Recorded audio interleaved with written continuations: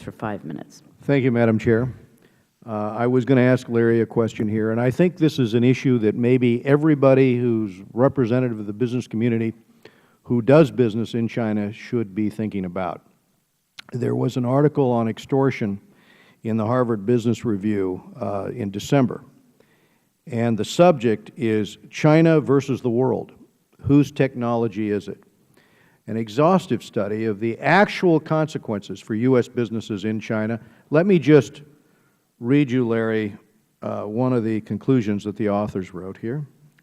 Chinese officials have learned to tackle multinational companies, including U.S. companies, often forcing them to form joint ventures with its national champions and transfer the latest technology in exchange for current and future business opportunities.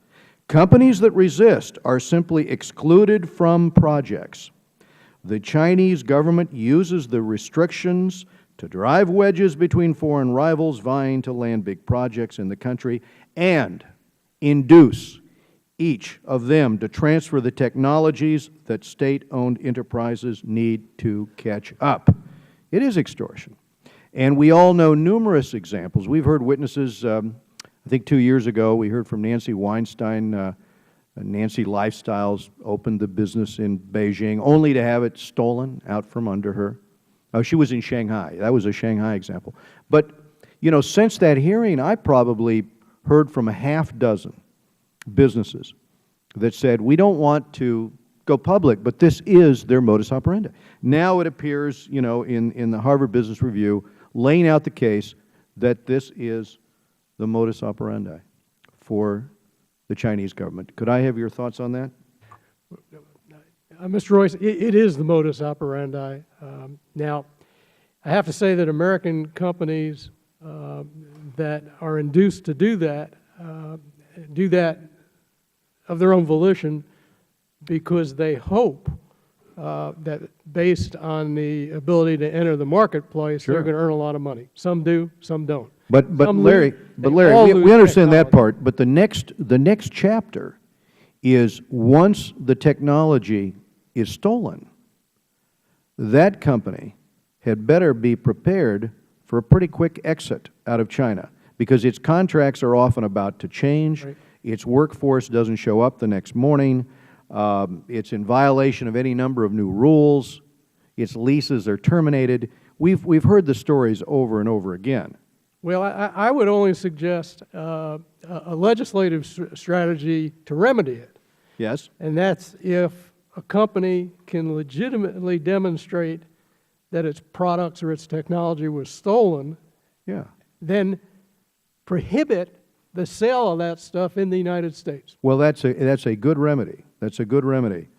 But from the experience that we've had going to bat with our constituents out in California, and Nancy Weinstein would be an example, we have not been able, through the court system in China, to have any success. And to my knowledge, I don't know of any success. I wondered if you would agree with one of the points made in this report, and the authors conclude it might be useful for the U.S. to dispense with the premise that it can have an economically compatible relationship with China. In other words, knowing going in that these are two radically different systems, and China has failed to bring their system into compliance with any of the international norms for commercial activity or for rule of law. I don't know why you would choose to do business with a documented thief. Well, excuse me, my hope, documented thief? Yeah. Thief. My hope would be that there are many other countries in Asia that have an interest in closer relations with the U.S. We see this in the polling all the time. And I think a key aspect of managing China's rise will be our alliances with China's neighbors across East Asia and South Asia.